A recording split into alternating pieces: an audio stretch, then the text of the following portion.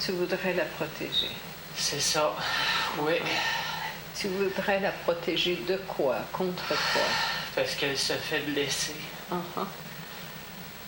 Elle se fait faire de la peine. Elle se fait faire mal. Oui.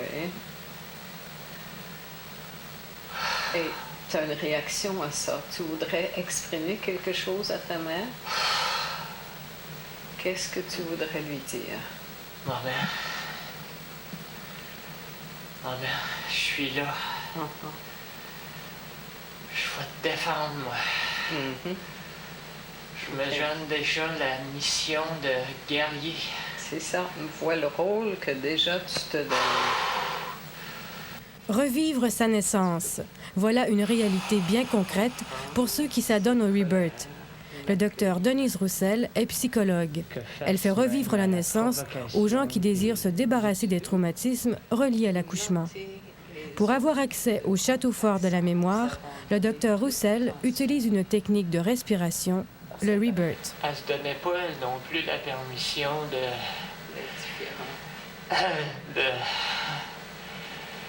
d'être agressive, là. Mm-hmm. Mm-hmm. Laisse ces émotions sortir de toi. Mm-hmm.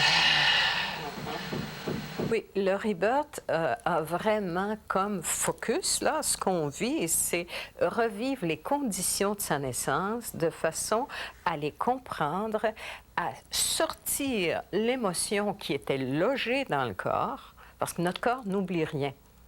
Et cette émotion-là doit être revécue pour s'en libérer. La technique de respiration vise une libération du souffle. Cela aide à évacuer le stress et les tensions que nous accumulons depuis notre naissance. Avec l'aide du rebirtheur, la libération du souffle peut mener à l'extase et même dans certains cas, permettre de remonter jusqu'à votre propre conception.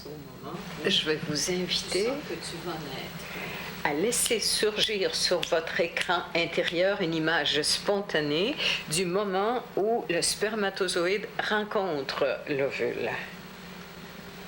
Il est décidé, hein? Il est décidé. Oh, oui, il est décidé. Qu'est-ce que tu vois?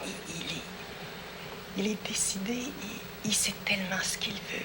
C'est ça, c'est comme si je l'attends, moi aussi, je pense que je sais ce que je veux qu'il vienne. Oui. OK, laisse venir le moment où les deux se rencontrent.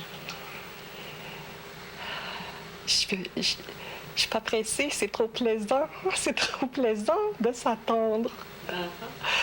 Il y a eu, par exemple, l'étape de la conception. Là, j'ai vécu quelque chose d'extraordinaire. J'ai senti la force et la puissance du spermatozoïde. Ça m'a tellement emballée. Je disais, je suis chaîne, je suis lumière, je suis vie. Et j'ai raconté ça à mon père, et mon père m'a avoué qu'il s'était toujours identifié comme un chêne, ce que je ne savais pas. Les révélations sont fréquentes lors des séances de rebirth. Certaines personnes vivent des expériences tellement intenses qu'elles adoptent cette technique pour la vie. Le rebirth devient alors non seulement une thérapie, mais une source d'exaltation. Le rebirth est effectivement une technique qui peut être plaisante parce que le souffle, l'imagerie, l'abandon corporel nous mettent finalement, après avoir évoqué le trauma, nous mettent en contact avec des aspects positifs de soi. Et c'est une façon aussi de rendre capable de mieux s'affirmer dans la vie, de prendre plus facilement des décisions. Le rebirth, s'il est bien pratiqué, peut être bénéfique, mais ça peut rapidement devenir une béquille. Diane Thibodeau est psychologue. Elle s'intéresse aux effets secondaires du rebirth. Elle pose un regard critique sur cette technique qui peut entraîner une dépendance émotive. Le rebirth, ce n'est pas qu'une thérapie, c'est aussi une démarche spirituelle. Si je le prends par ailleurs comme placebo à la place de régler mes bébites, si je le prends par ailleurs comme une espèce de nouvelle religion par rapport à laquelle je penche la tête et ça devient mon nouveau Dieu, c'est un autre Dieu qu'il nous faudra détruire le piédestal, comme on en a déjà questionné plusieurs jusqu'à maintenant. Et si je le fais sans autocritique, finalement, en essayant de lui prêter des vertus qu'il n'a pas, oui, ça risque de causer problème. Diane Provost, 34 ans, a vécu un cauchemar avec le Rebirth. Elle a participé à plus de 150 séances en 3 ans. C'est avant tout la sensation euphorisante qui lui a plu, cette sensation de flotter dans la lumière. Peu à peu, Diane embrasse la philosophie qui se rattache au Rebirth. Elle se croit Dieu, elle croit même à l'immortalité de son corps. À la fin de ses stages de Rebirth, Diane ne fait plus de distinction entre ses fantasmes et la réalité. Moi, j'ai revécu ma naissance, j'ai eu l'expérience de revivre ma naissance, tout ça. Ce qui fait que chaque rebirth, quand t'en sors, t'es dans un état fragile que j'ai jamais connu ailleurs. T'es hyper sensible à tout. Et puis, quand t'en fais comme ça, bout à bout, là, comme j'en ai fait, ça fait qu'éventuellement, tu deviens comme un enfant. À force de faire des régressions dans son enfance, Diane amplifie son côté enfantin. On lui dit de laisser tomber son système de défense, ce qui la rend vulnérable à la manipulation psychologique.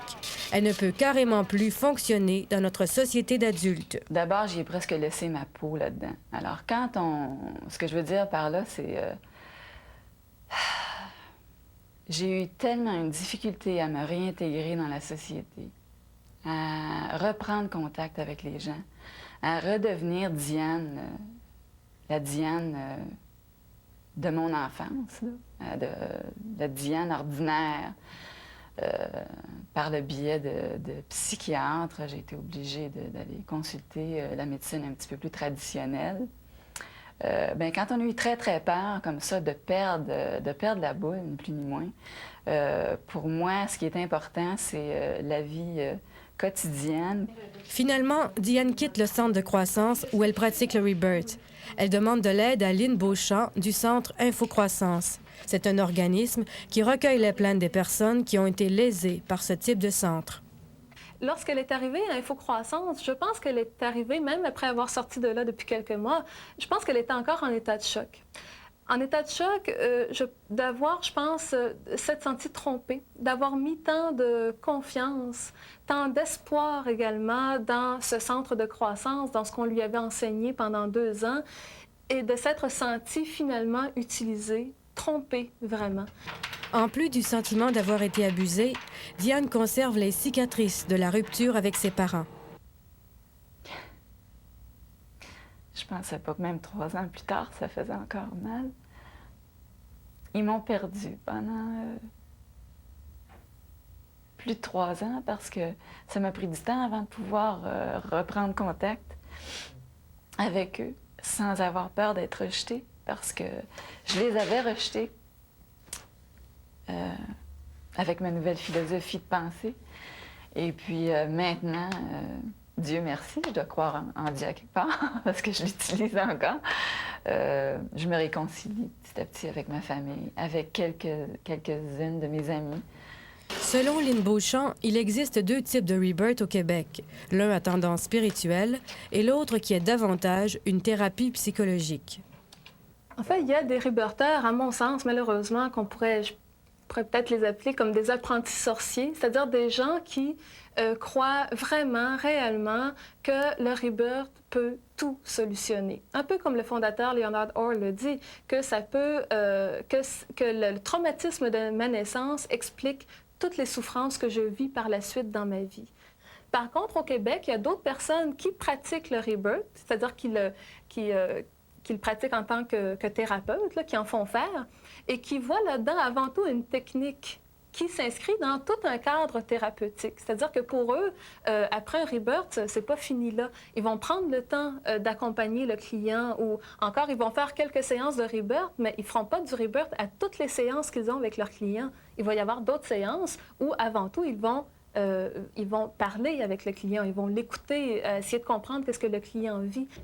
Respirez en totale sécurité et je lâche prise. Je lâche prise et je descends en profondeur à l'intérieur de moi-même. Je respire et je laisse aller. Michelle Guerrero est rebirtheuse. Elle se voue entièrement à sa pratique. Selon elle, le rebirth peut guérir.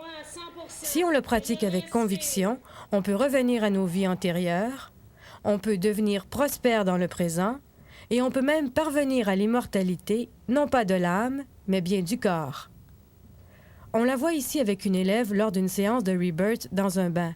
Ici, l'eau remplace le liquide amniotique contenu dans le ventre maternel. Avec le Rebirth dans l'eau, on revient à l'état fœtal. Le rebirth dans l'eau, lui, tu t'en vas à un autre niveau. C'est une relation d'amour avec toi et avec tous les gens qui t'entourent. C'est comme si tu retournais dans l'utérus, dans le ventre de ta mère. Alors, il y a des gens qui vont... Quand tu vis un rebirth dans l'eau, dans le fond, tu vis à la vitesse de la lumière. Ou tu te retrouves carrément dans l'utérus de ta mère, ou tu te retrouves dans l'utérus universel. Et là, tu as des expériences extraordinaires. Michel Guerrero tient sa technique et sa philosophie du fondateur de Rebirth, Leonard Orr. Ce Californien a adopté dans les années 70 d'anciennes méthodes de respiration yogi provenant des Indes. Elle pense que le Rebirth nettoie notre organisme et notre âme. Combiné à des pensées positives, cela pourrait nous permettre d'atteindre la fameuse immortalité. C'est que je crois que plus on se nettoie, plus on devient conscient, plus on s'aperçoit qu'on peut, la journée où on va vouloir garder le corps physique que l'on a. Dans le fond, on est immortel en soi. Notre âme est immortelle. C'est notre corps qui, pour l'instant, n'est pas immortel et on meurt. Mais notre âme, elle reste tout le temps. Quand tu crois aux vies antérieures et tout ça, et plus tu fais du rebirth, automatiquement, tu vas croire à ça. Alors, automatiquement, si tu mets dans ta pensée que tu veux garder ce corps physique-là que tu as, OK, avec l'harmonie que tu peux avoir, avec la perfection que l'on est, un jour ou l'autre, on va être immortel avec le corps physique. Je donne et je reçois de l'amour à profusion.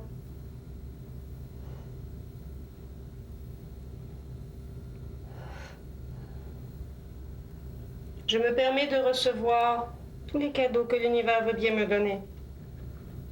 Et je respire, je respire. Il y a de quoi être sceptique face à l'immortalité du corps. Une chose est certaine cependant, Michel Guerrero croit fermement aux vertus du Rebirth. Moi, j'ai trouvé une façon simple et facile de me nettoyer par la respiration pour enlever toutes les pensées négatives qui m'empêchent d'être au maximum de ce que je suis. En fait, ce que je suis, c'est quoi? C'est de la lumière, c'est de la perfection. Travaille avec la lumière, Gisèle. Dans la lumière, dans la lumière.